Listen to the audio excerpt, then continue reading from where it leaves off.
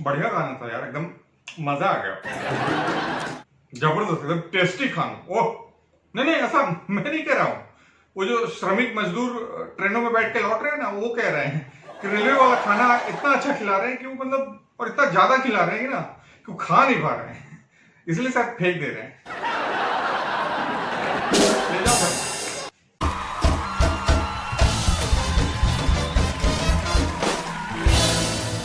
Hello and welcome to पंचज with Priyesh. सरकार के लाख सहायता के बावजूद मजदूर इस कड़कते धूप में लौटने के लिए मजबूर हैं और बेहद परेशान। इसी क्रम में अयोध्या में नाराज गांव वालों ने बीजेपी विधायक को गन्ने के खेत में दौड़ा दिया। यस, अब नेताजी वहां से जान बचाकर भागे और जब हमसे मिले तो हमसे बातें की और हमसे कहा कि नहीं नहीं नहीं नहीं नहीं नहीं, हम इस खबर का खंडन करते हैं। इस खबर का हम खंडन करते हैं और बता दे कि यह सिर्फ गन्ने का खेत नहीं था, यहां जंगली घास भी उगा हुआ था और हम भाग नहीं रहे थे। हम प्रवासी मजदूरों का फिटनेस जांच रहे थे कि अगर वो हमारे बराबर भागे तो कोरोना संक्रमित नहीं है, और अगर भाग के हमको नहीं पकड़ पाए, अर्थात इनका सांस फूल रहा है, इनका दम फूल रहा है और ये कमजोर है, इनको कोरोना संक्रमित माना जाएगा। समझे? इस वजह से ये हमारा टेस्टिंग करने का एक अलग अंदाज है, आप कुछ और मत समझिए। और वैसे भी ये अयोध्या है, राम राज्य की शुरुआत यहीं से होगा। जय श्री राम। इधर बिहार पहुंचे प्रवासी मजदूरों ने जेडीयू विधायक से रोजगार मांगा तो विधायक जी ने कहा, तो बाबूजी तुमको पैदा किए, तुमको रोजगार दिए।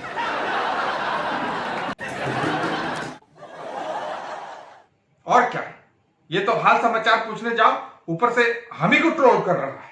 ये एटीट्यूड था उनका ये एटीट्यूड था कि ये लोग का वोट से हम बने हैं क्या, हमको हमारे बाबूजी एमएलए बनाए हैं, तुम लोग भी अपने बाबूजी से मांगो। हमसे मांग रहा है रोजगार, खुदे मांगे।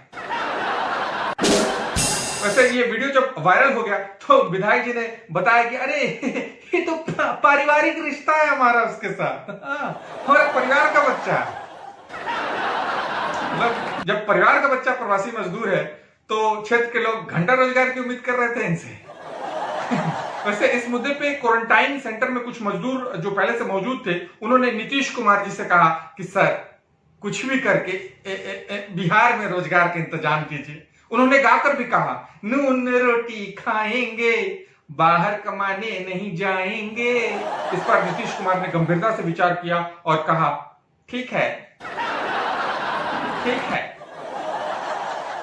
मिथुन चक्रवर्ती अपने बेटे को लॉन्च करने जा रहे हैं। कसम पैदा करने वाले की मिट्टी में मिला दूंगा। फपाक, फपाक, फपाक, फिर से आ रहा है। लेकिन इस बार मिमो चक्रवर्ती ने, नामाशी चक्रवर्ती, नहीं नहीं ये डॉटर नहीं है, ये मिथुन के छोटे बेटे हैं। तो ये लॉन्च होने जा रहे हैं और इनका फर्स्ट लुक सलमान खान ने लॉन्च कर भी दिया है। ऑब्वियस सी बात है, अब न्यू टैलेंट को तो सलमान खान ही लॉन्च करते हैं।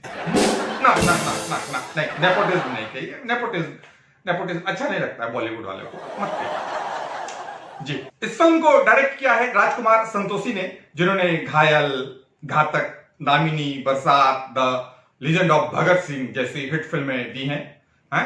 हाँ, एक आध बार गड़बड़ा भी गए हैं, जैसे थोड़ा पोस्टर निकला, हीरो, फैमिली, दिल है तुम्हारा, नहीं इसके लिए माफ कर देंगे। अब बंदे ने अपना नाम संतोषी रखा हुआ है, आप संतोष भी नहीं रख सकते।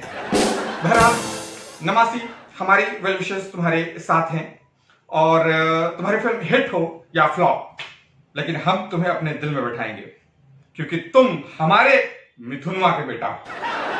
मिथुनवा, लेकिन भाई साहब, तुम्हें कसम है कि गुनहगार, कत्लेआम, जहरीला, मेरी अदालत, भैरव, अग्निपुत्र, शेरा, गुंडा, माफिया, चंडाल, इन जैसी कोई फिल्में मत बना देना, वरना देखने तो हम तभी जाएंगे, लेकिन फिर तुम्हारी भी मिमो की तरह ट्रोलिंग होगी और हम फैन उसका जवाब देंगे और सिर्फ होगा उसके बाद दंगा या फिर रावण राज या फिर माफिया राज।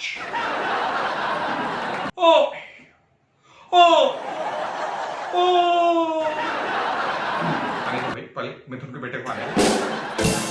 इधर रिलायंस जियो में 2.32 का स्टैक 11,367 करोड़ में केकेआर ने खरीद लिया है। KKR means Kolkata night Riders नहीं है जी। वैसे भी अगर इनके पास इतना पैसा होता तो ये रिलायंस जियो की बजाय आईपीएल का फाइनल मैच ही हर बार खरीदते। Facebook, silver lake, Vista equity, general Atlantic के बाद यह पांचवी ऐसी फर्म है केकेआर जिन्होंने रिलायंस जियो में अपना स्टॉक खरीदा है। और कहा जा रहा है कि यह सब कुछ एक महीना के अंदर ही हुआ है। सिर्फ 15 दिन के जूम मीटिंग में मोटा भाई जी मुकेश अंबानी ने इस डील को लॉक कर दिया। वाह वाह। इस पे उनके छोटे भाई अनिल अंबानी का कहना था कि भैया कोरोना फैला हुआ, कोरोना, सब कुछ बंद है, काम धंधा बंद है, लोगों का बिजनेस ठप है। ऐसे में मुझे लगा कि चलो दुनिया में मैं अकेला नहीं और आप अभी भी छापने में लगे हुए हैं। इस पर मुकेश अंबानी ने कहा हमको घंटा फर्क नहीं पड़ता है क्योंकि तेजा मैं हूं। वैसे रिलायंस जियो के नेटवर्क इश्यू के कारण यहां इंडिया में कुछ लोग इसे खरीदने में झिझक रहे हैं।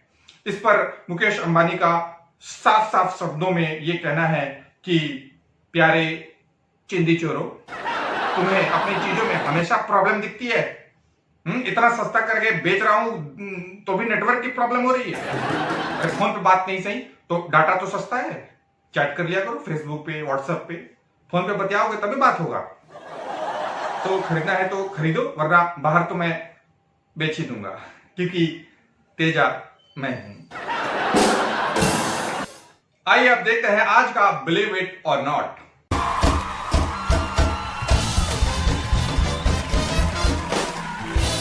देखें, इस फेस्टिवल को किस महापुरुष ने कब शुरू किया था ये तो मैं आपको नहीं बता सकता, लेकिन ये जरूर गेस कर सकता हूं कि जिसने भी ये शुरू किया था वो एक बड़ा होशियार चंद टाइप आदमी था। 25 नवंबर को फ्रांस में सेंट कैथरीन्स डे नाम से एक फेस्टिवल मनाया जाता है जिसमें 25 साल से कम उम्र की सिंगल कुमारी लड़कियां अपने होने वाले फ्यूचर हस्बैंड के चाहत के लिए इकट्ठा होती है और हरे और पीले रंग का हैट जो उनके ही दोस्त या उनके कलीग ने बनाया होता है पहनकर फेस्टिवल एंजॉय करती हैं, परेड करती हैं और दुनिया को बताती हैं कि वो कितनी डेस्परेट हैं। नो जीवन साथी, नो शादी.com, नो पैसा खर्चा, यस, बस एक हैट पहन के बता दिया दुनिया को भैया मैं शादी के लिए तैयार हूं। हैं फेस्टिवल में आओ और बता दो कि मैं शादी के लिए सज्ज हूं। और बंदों को भी देखिए कितना इजी हो जाएगा। थोक में बहुत पसंद की लड़कियां और उसमें से कोई एक पसंद की दुल्हन चुन लेना है। No time waste, no money waste, सबकी बचत है। वैसे हमारे यहाँ ये लड़कियों को बताना तो नहीं पड़ता कि मैं single and ready to mingle हूं, क्योंकि घर वाले ही इतना उद्यम काट देते हैं कि 25 की हो गई हो, कब तक हमारी शादी पर मुंह गलती रहोगी, शादी वादी करो, अपना घर बसाओ, अपना परिवार देखो। जब देखो कॉलेज करना है, नौकरी करना है, ये नहीं कि 16 सोमवार का व्रत करे। शंकर भगवान का आशीर्वाद दो और मेहंदी रचाओ और निकलो। हमारे यहाँ तो हरा पीला हैट पहनाने से पहले ही उनको घूंघट पहना देते हैं और बैठा के डोली पे विदा कर देते हैं। तो दोस्तों ये था आज का हमारा एपिसोड पंचज विद प्रियेश। अगले हफ्ते आपसे फिर मुलाकात होगी एक नए एपिसोड के साथ, कुछ नए बातों के साथ और हंसी मजाक के साथ। आप देखते रहें। ये तो बिल्कुल न्यूज एंकर की तरफ बोलने लगा। बस देखते क्या रहे, सब्सक्राइब करें, लाइक करें, कमेंट करें, एंजॉय करें, प्यार दें, मोहब्बत दें, कमेंट्स करें और क्या ये देंगे तभी तो मैं नई वीडियोस बनाऊंगा। Thank you. और रही बात स्टैंड अप कॉमेडी की, तो स्टैंड अप कॉमेडी के लिए ऑडियंस चाहिए। विदाउट ऑडियंस बड़ी मुश्किल, लेकिन फिर भी मैं कोशिश करूंगा कि जल्दी ही एक stand up comedy without audience मैं आपके लिए लेके आऊं। है थैंक यू भैया। स्टेशन आओ, गाड़ी खुलने वाली है, मैं कैसे आऊं प्रियवर। ये एक मजदूर ने लव लेटर में अपने प्रेमिका को लिखा है आजकल। नहीं क्या मैं बोला, नहीं कुछ तो नहीं था, ऐसे बोला। उसने कहा तुम चले आओ, मैंने कहा मैं नहीं आऊंगा। उसने कहा तुम चले आओ, मैंने कहा मैं नहीं आऊंगा। उसने पूछा क्यों, मैंने बोला जाहिलो जैसी बातें ना करो, न्यूज देखो, ना ट्रेन चल रही है, ना बस चल रही है, ना ट्रक चल रहा है और सिर्फ लॉकडाउन चल रहा है, कैसे आऊं। तो अपने जज्बातों पे, अपने हालातों पे, अपनी सोच पे, अपनी मोहब्बत पे, अपने इमोशंस पे थोड़ा काबू रखो प्रियवर, वरना पुलिस की लाठियों से मुझे कोई बचा नहीं पाएगा।